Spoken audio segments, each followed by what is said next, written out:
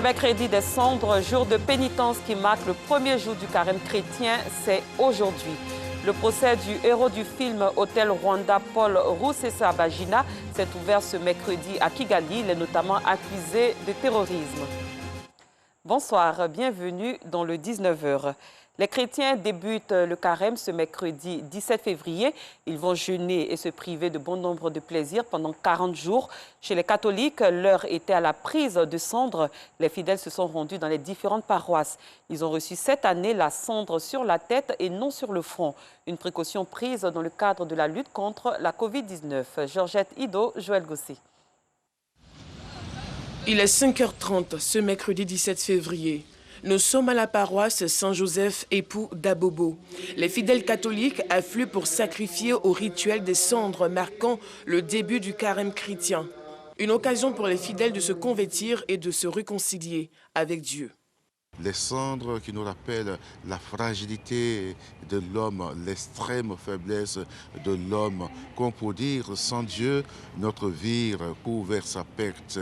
L'homme qui est si fragile, qui est vaniteux et qui se tue lui-même sans Dieu. En allant recevoir les cendres, l'homme exprime son humilité, sa faiblesse pour dire, le Seigneur, je ne suis qu'un pécheur, je ne suis qu'un vaniteux, j'ai besoin de toi, reçois ma vie, reçois ma famille, reçois ma nation. Contrairement aux années précédentes, la cendre cette année a été répandue sur la tête des fidèles et non imposée sur le front. Mesure barrière anti-Covid-19 oblige. Souviens-toi que tu es poussière, que tu retourneras à poussière. Déchirez vos cœurs et non vos vêtements. C'est à partir de ce verset biblique tiré du livre de Joël que les chrétiens vont vivre le carême. Moment de réconciliation, d'amour, de partage et de solidarité. Le mercredi de cendre, ça représente pour moi la vie à la mort. Et la prise de cendre, ça veut dire que nous sommes poussière, nous retournerons en poussière. Mon carême sera marqué du pardon. Ne pas trop s'énerver, faire ton jeûne comme il se doit. Ne te fais pas aussi remarquer à ton entourage. Moi, mon carême, ça se base sur le partage, l'amour et puis beaucoup de prières surtout.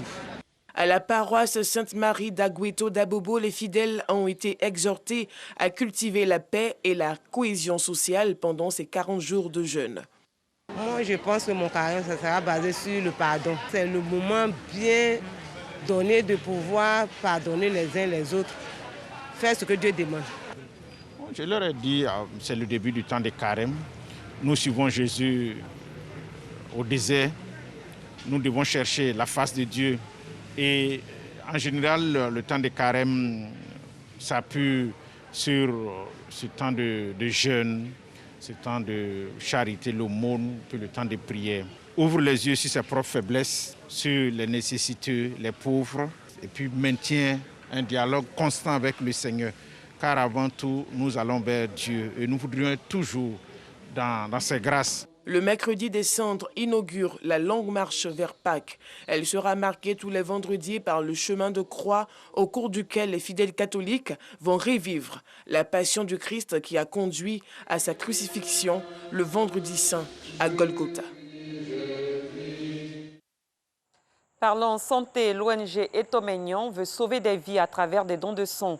Elle a organisé récemment une opération visant à recueillir du sang, une façon pour cette organisation d'assister le Centre national de transfusion sanguine dans la collecte de poches de sang. Anicette Konon. Yopougon, centre médico-social La Baraka, les habitants de la commune ont répondu à l'appel de l'ONG Etomeignon. Un appel pour sauver des vies. C'est tout le sens de cette opération de don de sang. Je suis venu donner mon sang par rapport à la santé. Parce qu'il y a beaucoup d'enfants ici, au cas où ils sont malades, l'habitude de donner mon sang pour les cas urgents. Pour la présidente de l'ONG Etomeignon, cette action vise à combler le déficit de sang dans les hôpitaux, mais aussi à promouvoir le bien-être social. Aujourd'hui, nous sommes en train de faire des collectes de dons de sang pour aider le ministère de la Santé. Nous avons fait une estimation de 100 personnes. Mais il faut dire que la sensibilisation n'a pas été facile. Souvent, les informations sur les réseaux sociaux qui disent des choses qui ne sont pas réels, soit disant que tu donnes ton sang, ben, ce sang-là, ils vont mettre quelque chose là-dedans, ceci, cela, donc ça ne nous a pas facilité cette tâche-là.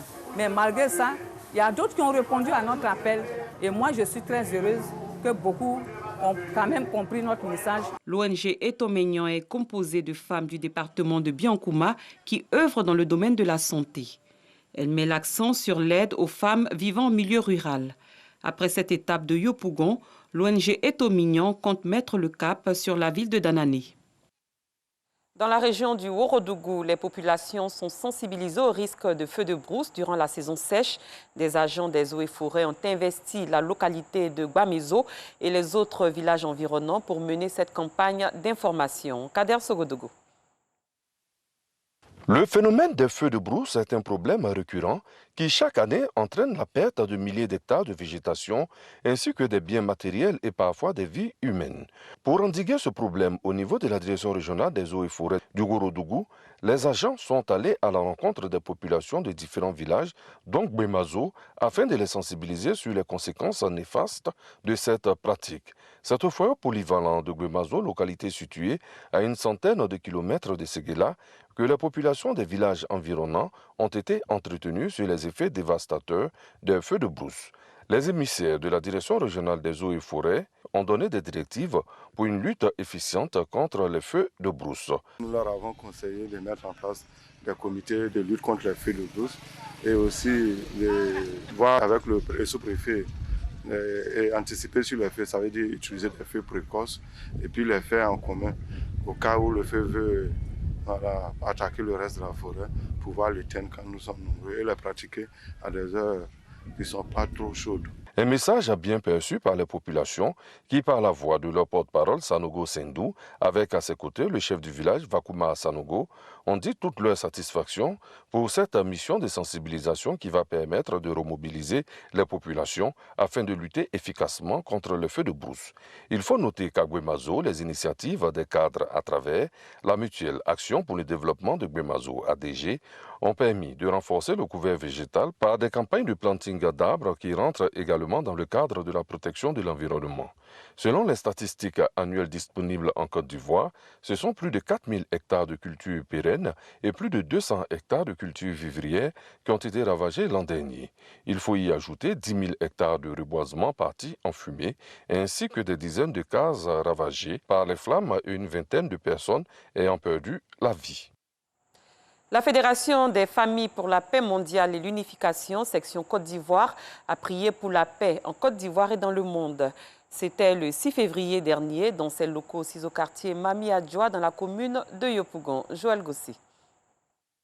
Les membres de la Fédération des familles pour la paix mondiale et l'unification section Côte d'Ivoire se sont retrouvés le 6 février 2021 avec leurs frères et sœurs de la Corée du Sud pour prier pour leurs ancêtres mais aussi pour la paix en Côte d'Ivoire et dans le monde. Aujourd'hui, les nations asiatiques sont au devant de la scène parce qu'ils ont su garder cette racine qui est vraiment importante parce que qu'on le veuille ou non, nous vivons avec nos ancêtres. La cérémonie de libération des ancêtres aide ces ancêtres à comprendre l'idéal et ainsi à guider les descendants qui sont sur terre pour réaliser l'idéal de Dieu.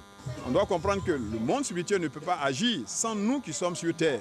C'est d'abord nos désirs, nos souhaits, que le monde spirituel peut réaliser à travers nous.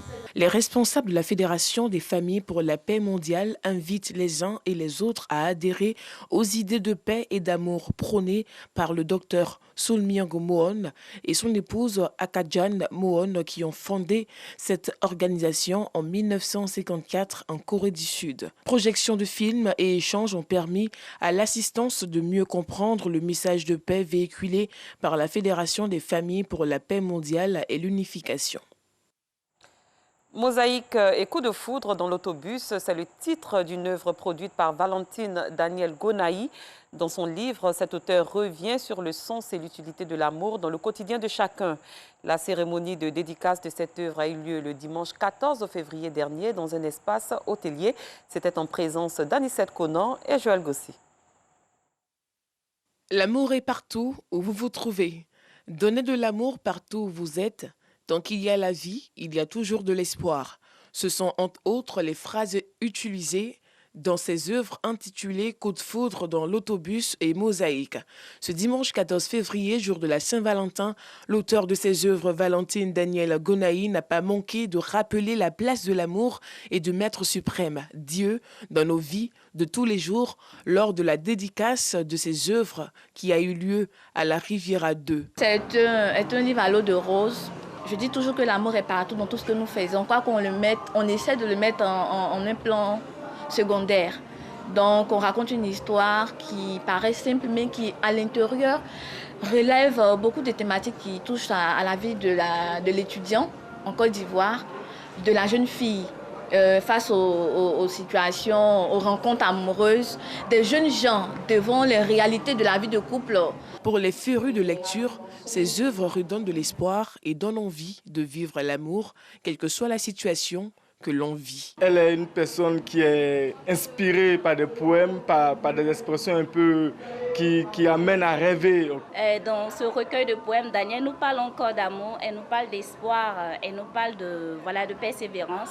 C'est toute une sauce qu'on doit en tout cas cuisiner pour pouvoir être heureux. Les œuvres mosaïques et Coup de foudre dans l'autobus de l'écrivaine Valentine Gonaï Danielle viennent enrichir l'espace littéraire ivoirien.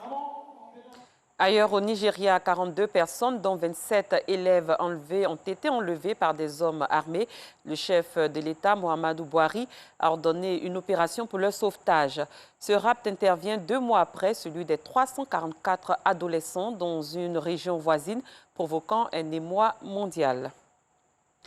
Le procès de Paul Rusesabagina, héros du film Hôtel Rwanda, s'est ouvert ce mercredi à Kigali au Rwanda.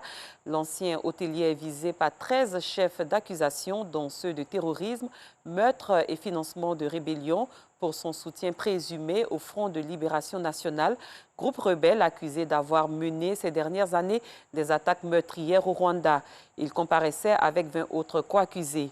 Paul Rusesabagina a été rendu plus célèbre par le film hollywoodien Hôtel Rwanda, sorti en 2004, qui raconte comment l'ancien directeur de l'école des 1000 collines à Kigali, un Hutu modéré, a sauvé plus de 1000 personnes au cours du génocide qui a tué 800 000 Rwandais, principalement des Tutsis.